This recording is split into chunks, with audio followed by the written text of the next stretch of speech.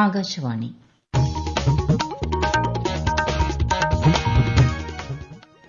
നമസ്കാരം. പ്രാദേശിക വാർത്തകൾ വായിക്കുന്നത് ശ്രീലത.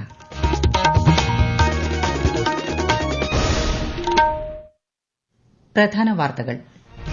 വിവിധ സംസ്ഥാനങ്ങൾക്കുള്ള തൊഴിലുറപ്പ് പദ്ധതി കുടിശ്ശികയെ ചൊല്ലി പാർലമെന്റിൽ പ്രതിപക്ഷ പ്രതിഷേധം. സംസ്ഥാനത്ത് അണക്കെട്ടുകളുടെ സമീപത്തുള്ള വീടുകൾക്ക് പെർമിറ്റ് നൽകുന്നതിനുള്ള മുൻ ഉത്തരവ് പിൻവലിച്ചതായി മന്ത്രി റോഷി അഗസ്റ്റിൻ. തീരുമാനം സ്വാഗതം ചെയ്ത് പ്രതിപക്ഷം. ഉത്സവകാലങ്ങളിൽ വിമാന കമ്പനികൾ വൻതുക ടിക്കറ്റ് നിരക്കായി ഈടാക്കുന്ന പ്രശ്നത്തിൽ കേന്ദ്ര സർക്കാരിന്റെ ഇടപെടൽ തേടുമെന്ന് മുഖ്യമന്ത്രി പിണറായി വിജയൻ. രാജ്യത്ത് ഐക്യം നിലനിർത്തിയാൽ മാത്രമേ വികസിത ഭാരതം എന്ന സ്വപ്നം യാഥാർത്ഥ്യമാവുകയുള്ളൂ എന്ന് ഗവർണർ രാജേന്ദ്ര വിശ്വനാഥ് അർലേക്കർ. വയനാട് പുനരധിവാസത്തിന്റെ ഭാഗമായുള്ള ടൌൺഷിപ്പിന്റെ നിർമ്മാണത്തിന് മറ്റന്നാൾ മുഖ്യമന്ത്രി തുടക്കം കുറിക്കുമെന്ന് റവന്യൂ മന്ത്രി കെ രാജൻ. ഐപിഎൽ ക്രിക്കറ്റിൽ ഇന്ന് ഗുജറാത്ത് ടൈറ്റൻസ് പഞ്ചാബ് കിങ്സുമായി ഏറ്റുമുട്ടും. വാർത്തകൾ വിശദമായി. പാർലമെന്റിന്റെ ഇരുസഭകളിലും നടപടികൾ പുരോഗമിക്കുന്നു. തമിഴ്നാട് ഉൾപ്പെടെ ചില സംസ്ഥാനങ്ങൾക്ക് നൽകാനുള്ള മഹാത്മാഗാന്ധി ദേശീയ ഗ്രാമീണ തൊഴിലുറപ്പ് പദ്ധതി കുടിശ്ശികയെ ചൊല്ലി ലോക്സഭയിൽ പ്രതിപക്ഷം പ്രതിഷേധിച്ചു. തുടർന്ന് 12 മണിവരെ ലോക്സഭ നിർത്തിവച്ചിരുന്നു. സംസ്ഥാനത്ത് അണക്കെട്ടുകളുടെ സമീപത്തുള്ള വീടുകൾക്ക് പെർമിറ്റ് നൽകുന്നതിനുള്ള മുൻ ഉത്തരവ് പിൻവലിച്ചതായി മന്ത്രി റോഷി അഗസ്റ്റിൻ. ഡാം സുരക്ഷാ നിയമം നടപ്പാക്കിയപ്പോൾ വീടുകൾക്ക് പെർമിറ്റ് നമ്പർ ലഭിക്കുന്നില്ലെന്ന വിഷയം സഭ നടപടികൾ നിർത്തിവച്ച് ചർച്ച ചെയ്യണമെന്ന ഉപക്ഷേപത്തിന് പ്രതിപക്ഷത്തുനിന്ന് മോൻസ് ജോസഫാണ് നോട്ടീസ് നൽകിയത്. ജനങ്ങൾക്ക് ആശങ്കയില്ലാത്ത വിധം ഉത്തരവ് പരിഷ്കരിക്കുമെന്നും വിഷയത്തെ രാഷ്ട്രീയവൽക്കരിക്കരുതെന്നും മന്ത്രി റോഷി അഗസ്റ്റിൻ മറുപടി നൽകിയെങ്കിലും ആശയക്കുഴപ്പമുള്ളതിനാൽ ഉത്തരവ് പിൻവലിക്കണമെന്ന് പ്രതിപക്ഷ നേതാവ് വി ഡി സതീശൻ ആവശ്യപ്പെടുകയായിരുന്നു. ഉത്തരവ് പിൻവലിച്ചതായുള്ള മന്ത്രിയുടെ പ്രഖ്യാപനത്തെ പ്രതിപക്ഷം സ്വാഗതം ചെയ്തു. 15ാം നിയമസഭയുടെ 13ാം സമ്മേളനത്തിന്റെ അവസാന ദിനമായ ഇന്ന് 7 ബില്ലുകളാണ് സഭയുടെ പരിഗണനയ്ക്ക് വരുന്നത്. ഭൂമി ലഭ്യതയിലെ കുറവാണ് സംസ്ഥാനത്തെ വ്യവസായ വികസന മേഖലയിലെ പ്രധാന വെല്ലുവിളിയെന്ന് മന്ത്രി എം ബി രാജേഷ്. സ്വകാര്യ വ്യവസായ എസ്റ്റേറ്റുകൾക്ക് സൌകര്യമൊരുക്കുന്നതിന് സർക്കാർ സഹായം ലഭ്യമാക്കും. വ്യാവസായിക ഉൽപ്പന്നങ്ങൾ കൂടുതൽ ആകർഷകമാക്കാൻ ഒരു തദ്ദേശ സ്ഥാപനം ഒരു ഉൽപ്പന്നം പദ്ധതിയിലൂടെ കൂടുതൽ പ്രാദേശിക ഉൽപ്പന്നങ്ങൾ പ്രോത്സാഹിപ്പിക്കുമെന്നും മന്ത്രി നിയമസഭയിൽ ചോദ്യോത്തരവേളയിൽ പറഞ്ഞു. ഒന്നാണ് ഈ one local body one product എന്ന പദ്ധതി. തദ്ദേശ സ്ഥാപനങ്ങളിൽ പ്രാദേശികമായി നമുക്ക് ലഭിക്കുന്ന ഉയർന്ന വിപണി സാധ്യതയുള്ള ഉൽപ്പന്നങ്ങൾ വികസിപ്പിച്ചെടുക്കുന്നതിന് പ്രയോജനപ്പെടുത്താവുന്ന തരത്തിലാണ് ഈ പദ്ധതി വിഭാവനം ചെയ്തിട്ടുള്ളത്. ആഗോള വിപണിയിൽ തനതായിട്ടുള്ള ഉൽപ്പന്നങ്ങൾ നിർമ്മിക്കുന്നതിനും വിപണനം ചെയ്യുന്നതിനും പ്രാദേശികമായി ലഭ്യമായിട്ടുള്ള വിഭവങ്ങൾ കണ്ടെത്തുന്നതിനും പ്രോത്സാഹിപ്പിക്കുന്നതിനും ലക്ഷ്യമിടുന്ന ഒരു പദ്ധതിയാണ്. സംരംഭക വർഷം പദ്ധതിയിലൂടെ സംസ്ഥാനത്ത് 22,526 കോടി രൂപയുടെ നിക്ഷേപം ലഭിച്ചെന്നും 7 ലക്ഷത്തിലധികം തൊഴിലവസരങ്ങൾ സൃഷ്ടിച്ചെന്നും മന്ത്രി പറഞ്ഞു. ഉത്സവകാലങ്ങളിൽ വിമാന കമ്പനികൾ വൻതുക ടിക്കറ്റ് നിരക്കായി ഈടാക്കുന്ന വിഷയത്തിൽ കേന്ദ്ര സർക്കാരിന്റെ ഇടപെടൽ തേടുമെന്ന് മുഖ്യമന്ത്രി പിണറായി വിജയൻ. വിമാന ടിക്കറ്റ് നിരക്ക് കുറയ്ക്കുന്നത് സംബന്ധിച്ച് വ്യോമയാന മന്ത്രിക്ക് കത്ത് നൽകിയിട്ടുണ്ട്. പാർലമെന്റിന്റെ മൺസൂൺ സമ്മേളനത്തിന് മുന്നോടിയായുള്ള എംപിമാരുടെ യോഗത്തിലും വിഷയം ചർച്ച ചെയ്തതായി PTA റഹീമിന്റെ സബ്മിഷന് മുഖ്യമന്ത്രി മറുപടി നൽകി. സംസ്ഥാനത്തെ സഹകരണ മേഖലയുടെ വിശ്വാസ്യത കാത്തുസൂക്ഷിക്കാൻ നിരവധി നടപടികളാണ് സർക്കാർ സ്വീകരിച്ചു വരുന്നതെന്ന് മന്ത്രി VN വാസവൻ. കരുവന്നൂർ ബാങ്കിലെ നിക്ഷേപകർക്ക് ഇതുവരെ 145.50 കോടി രൂപ മടക്കി നൽകിയതായി അദ്ദേഹം നിയമസഭയിൽ ശ്രീ രമേശ് ചെന്നിത്തലയുടെ ചോദ്യത്തിന് മറുപടിയായി അറിയിച്ചു.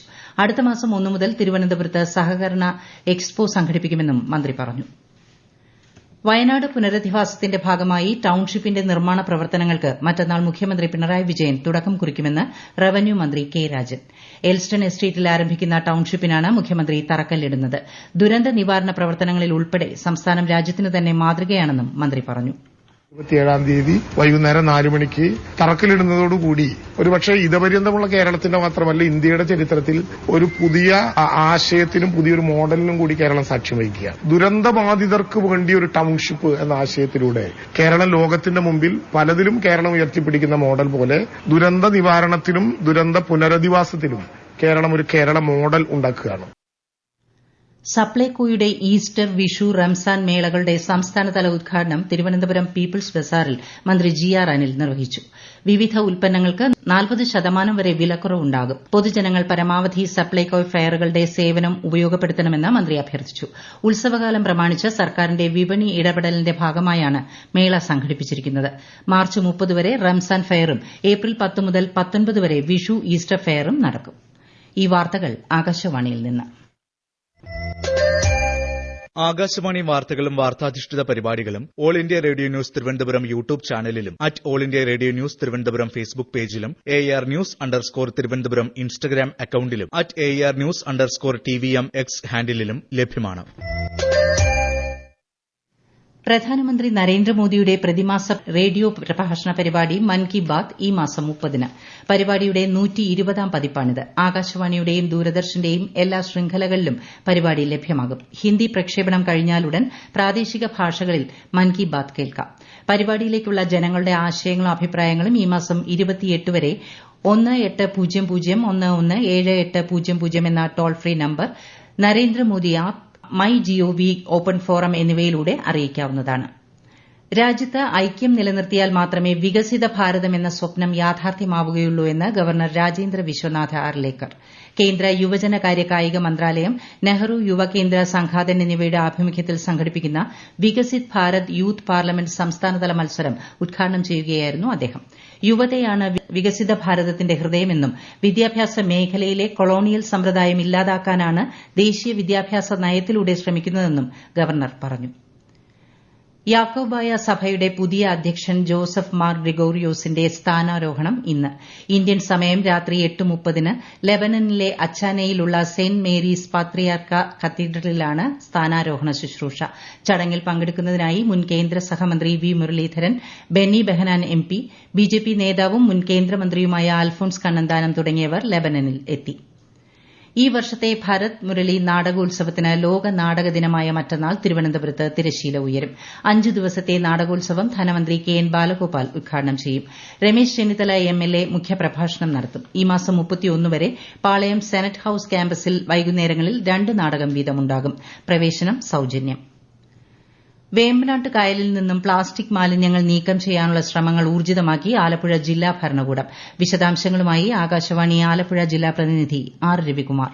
വേമ്പനാട്ട് കായലിൽ ഉപേക്ഷിക്കുന്ന പ്ലാസ്റ്റിക് മാലിന്യങ്ങൾ പലവിധത്തിലുള്ള പരിസ്ഥിതി പ്രശ്നങ്ങളാണ് സൃഷ്ടിക്കുന്നത്. ഇതിന് പരിഹാരം കണ്ടെത്താൻ ശുചീകരണ പദ്ധതിയുമായി രംഗത്തിറങ്ങിയിരിക്കുകയാണ് ആലപ്പുഴ ജില്ലാ ഭരണകൂടം. കഴിഞ്ഞ ദിവസം സംഘടിപ്പിച്ച ക്യാമ്പയിന്റെ ഭാഗമായി 3.6 ടൺ പ്ലാസ്റ്റിക് മാലിന്യങ്ങളാണ് ശേഖരിച്ചത്. മത്സ്യത്തൊഴിലാളികളും കുടുംബശ്രീ പ്രവർത്തകരും ശുചീകരണ തൊഴിലാളികളും റോട്ടറി ആലപ്പുഴ റവന്യൂ ജില്ലയിലെ അംഗങ്ങളും ഈ ശുചീകരണ യജ്ഞത്തിൽ പങ്കെടുത്തു. IPL ക്രിക്കറ്റിൽ ഇന്ന് ഗുജറാത്ത് ടൈറ്റൻസ് പഞ്ചാബ് കിങ്സുമായി ഏറ്റുമുട്ടും. അഹമ്മദാബാദിൽ രാത്രി 7:30-നാണ് മത്സരം. AFC ഏഷ്യൻ കപ്പ് 2027 ഫുട്ബോൾ യോഗ്യതാ മത്സരത്തിൽ ഇന്ത്യ ഇന്ന് ബംഗ്ലാദേശിനെ നേരിടും.